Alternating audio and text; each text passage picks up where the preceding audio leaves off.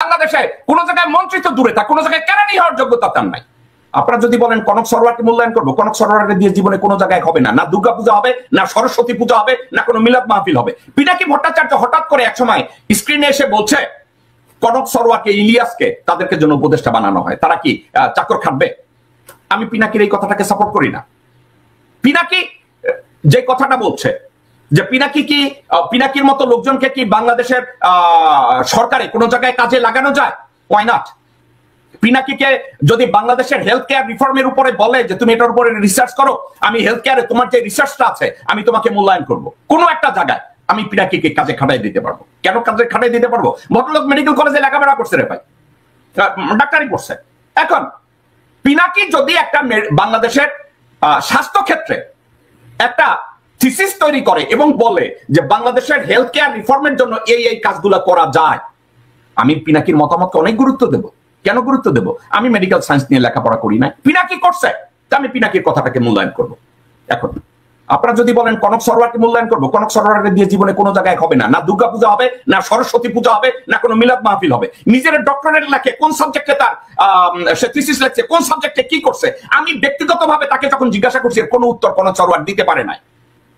আমি কনক সরোয়ারের আহ্বান জানাবো কোন এক জায়গায় জন্য সে মন্তব্য করে। আমি বলছি আমার অফিসে তারা জিজ্ঞাসা করছে, এই মিয়া what was the subject of your thesis? সে কথা বলে নাই, বলতে পারে না। আর দেখি এখন কোথায় কোথায় ডক্টরেট লিখতেছে, তারে কোনো জায়গায় কাজে খাটানো যাবে না ভাই। কনক সরোয়ারের কোনো জায়গায় কাজে খাটানো যাবে না। কোনো জায়গায় যদি বলে যে assistant to the communication director, assistant, তাইলে বোধহয় কোনো একটা জায়গায় কাজে কাটবে। এর জন্য কি আমি তার সমালোচনা করতেছি? না রে ভাই, আমি সমালোচনা না, কিন্তু কথাটা হচ্ছে কোন বিষয়ে বিজ্ঞ। এখন আমার যদি বলে ইলিয়াস হোসেন রে কোন জায়গায় একটা মন্ত্রী বানাই দিবেন, না রে ভাই, বাংলাদেশে কোন জায়গায় মন্ত্রিত দূরে থাক, কোন জায়গায় কেরানি হওয়ার যোগ্যতা তার নাই। তাহলে এখন ইলিয়াস আমি কোন কাজে খাটাবো?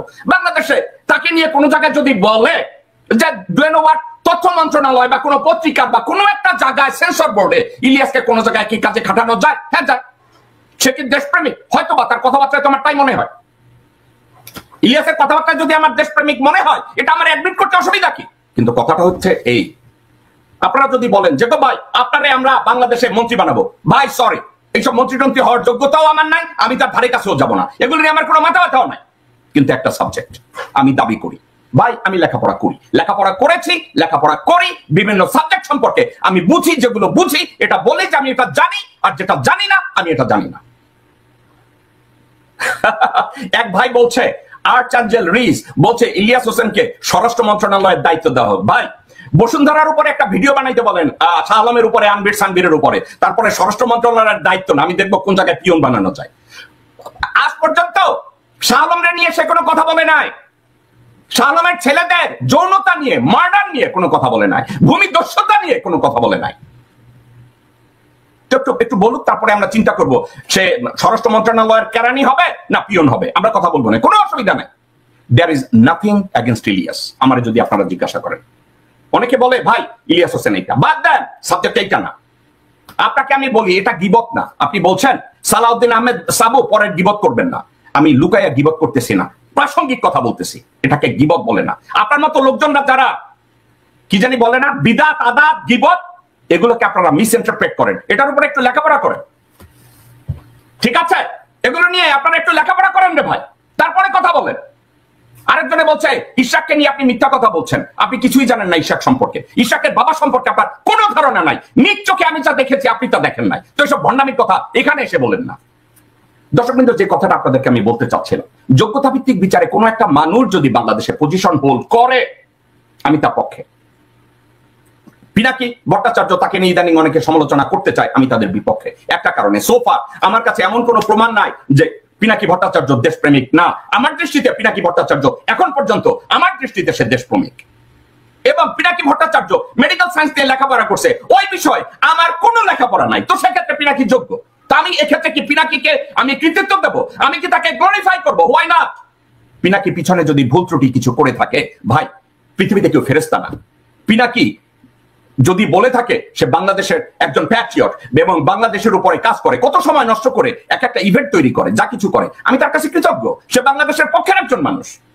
কনক সরোয়ার, ইলিয়াস, তাদের যা যোগ্যতা থাকুক আর না থাকুক, বাংলাদেশের নিয়ে তারা চিন্তা করে, তারা বাংলাদেশের উপরে কাজ করে, তো আমি তাদের প্রশংসা করি, এরা ভালো মানুষ। এখন একটা কথা, আমি ভালো মানুষ। এখন আমি ভালো মানুষের অর্থ এইটা না যে আমারে দিয়ে ডক্টর খলিলুর রহমানকে রিপ্লেস করানো যাবে, আমারে দিয়ে ডক্টর ইউনূসকে রিপ্লেস করানো যাবে। এ ধরনের চিন্তা যারা করেন আপনারা ঠিক না। আপনাদেরকে একটা জিনিস চিন্তা করতে হবে, যোগ্যতা ভিত্তিক বিচারে যাকে যেখানে বসানো দরকার বাংলাদেশকে ঠিক মতো আগায় নেওয়ার জন্য আমি এটার পক্ষে। বাংলাদেশের উন্নতি হবে, আমি তাদের পক্ষে। আমি ইলিয়াসকে এই জন্য পছন্দ করি কারণ ইলিয়াসের মাথায় একটা জিনিস ঢুকেছে, সেটা কি জানেন? ভারত আমাদের শত্রু। ইলিয়াস এটা বুঝেছে, কনক বুঝে নাই। কনক দুদিন পরে রয়ের কোলে বৈশা ওরে ফ্যাট শরীরটা লইয়া সুমা খাইব। কনককে বিশ্বাস করেন না, ইলিয়াসকে করেন, কারণ ইলিয়াস ভারতের পক্ষে না। ইলিয়াস খুব ভালো করে জানে ভারত কারা, স্টাডি করে দেখছে ভারত। এই জন্য ইলিয়াস মাঝে মাঝে চিল্লায় ভারতের পক্ষে যারা যাইবেন আমরা তাদের বিপক্ষে। আমিও সত্য, আমি এটাকে সাপোর্ট করি। তো এই ক্ষেত্রে ইলিয়াস যদি বলে যে ভারতের পক্ষে যারা যাইবেন, প্রথম আলোর পক্ষে যারা যাইবেন, আমি তাদেরকে নোট করে রাখতেছি, হালেলুয়া, আমি ইলিয়াসের পক্ষে, আলহামদুলিল্লাহ। এখন কথাটা হইতেছে এই ইলিয়াস পিনাকি এদেরকেও বলবো, গোরখদক আব্বাস শাহ আলমের দোসর। গোরখদক আব্বাস শাহ আলমের সামনে শিশু। শাহ আলম হয়েছে বাংলাদেশের সবচেয়ে বড় ভূমি ক্রিমিনাল। তার সম্পর্কে একটা ভিডিও বানাও রে ভাই, তার ছেলের কর্মকাণ্ড সম্পর্কে ভিডিও বানাও। বানাচ্ছ না কেন? ইলিয়াস বানাচ্ছে না কেন? পিনাকি বানাচ্ছে না কেন? কনক সরওয়ার বানাচ্ছে না কেন? তারা এটা নিয়ে কথা বলে না কেন ভাই? ওইখানে কি তোমাদের মুখে কলা দিয়া দিছে? এগুলো নিয়ে একটু কথাবার্তা বলো, কথাবার্তা বললে তারপরে আলাপ আলোচনা করো, কোনো অসুবিধা নাই। আমারে গালি দিবা, দাও রে ভাই, কোনো অসুবিধা